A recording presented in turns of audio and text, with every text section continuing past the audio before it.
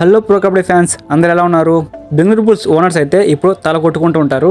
ఎందుకంటే 70 లక్షల రూపాయలు పెట్టి పర్దీప్ నర్వాల్ని ఎందుకు కొన్నామరా అని. పర్దీప్ నర్వాల్ పైన ఎంతో నమ్మకం పెట్టుకొని బెంగళూరు బుల్స్ టీం యాక్షన్లో 70 లక్షల రూపాయలు పెట్టి కొనడం జరిగింది. దానికి తగ్గ పర్ఫార్మెన్స్ అయితే ఈ సీజన్లో కనపరచడం లేదు.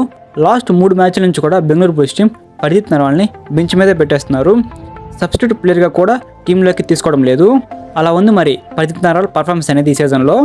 ఎప్పుడు లేని విధంగా అయితే ఈ సీజన్లో బెంగళూరు బుల్స్ టీం ఫెయిల్ అవుతూ వస్తుంది. ప్రో కబడ్డీ సీజన్ 11లో 49వ మ్యాచ్లో Bengaluru bulls versus Jaipur Pink Panthers పోటీ పడ్డాయి. ఈ మ్యాచ్లో బెంగళూరు బుల్స్ టీం 32 పాయింట్లు చేసింది.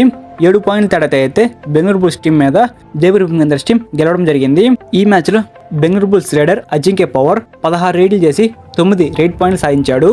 అండ్ మిగిలిన రైడర్స్లో జతిన్ 8 రైడ్లు చేసి 5 రైడ్ పాయింట్లు సాధించాడు.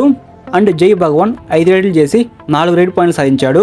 బెంగళూరు బుల్స్ టీంలో వీళ్ళ ముగ్గురు రైడర్స్ అయితే వాళ్ళు చేయాల్సిన కర్తవ్యాన్ని అయితే కరెక్ట్గా నిర్వహించారు. రిమైనింగ్ డిఫెండింగ్ యూనిట్ మొత్తం కూడా ఫెయిల్ అయింది.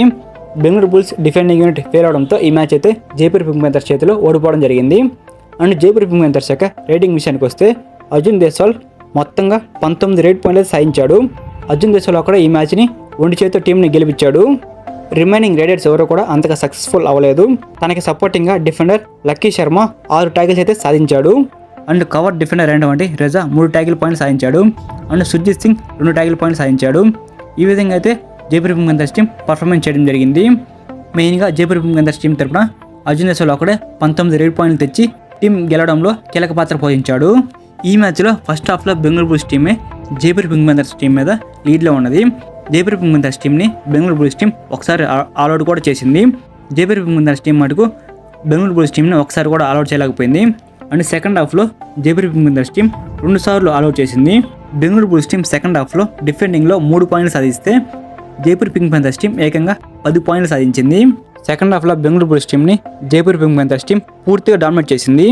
ఈ మ్యాచ్ తర్వాత పాయింట్స్ టేబుల్ విషయానికి వస్తే జైపూర్ పింక్ ప్యాంథర్స్ టీం అయితే 7వ స్థానంలో ఉంది. అండ్ బెంగళూరు బుల్స్ టీం అయితే 11వ స్థానంలో ఉంది. పాయింట్స్ టేబుల్లో మొదటి ప్లేస్లో అయితే పుణేరి పాలన్స్ టీం అయితే ఉంది. మన తెలుగు టైటన్స్ టీం అయితే 6వ స్థానంలో ఉంది. సో ఇదనమాట పీకేఎల్ సీజన్ 11లో 49వ మ్యాచ్ తర్వాత పాయింట్స్ టేబుల్ లిస్ట్ అయితే. ప్రో కబడ్డీ సీజన్ 11లో ట్రోఫీ ఏ టీం గెలుస్తుందని మీరు అనుకున్నారో కింద కామెంట్ చేయండి.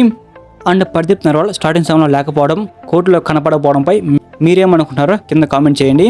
సో ఇలా మీరు డైలీ కబడ్డీ మ్యాచ్ పూర్తయిన తర్వాత రివ్యూ తెలుసుకోవాలంటే మన ఛానల్ని సబ్స్క్రైబ్ చేసుకొని పక్కన బెల్ సింబల్ తనలో పెట్టుకోండి. ఈ వీడియోకి లైక్ చేసి మీ కబడ్డీ ఫ్రెండ్స్ ఎవరైతే ఉంటారో వారికి ఈ వీడియోని షేర్ చేయండి. Thank you for watching my video. Have a nice day guys.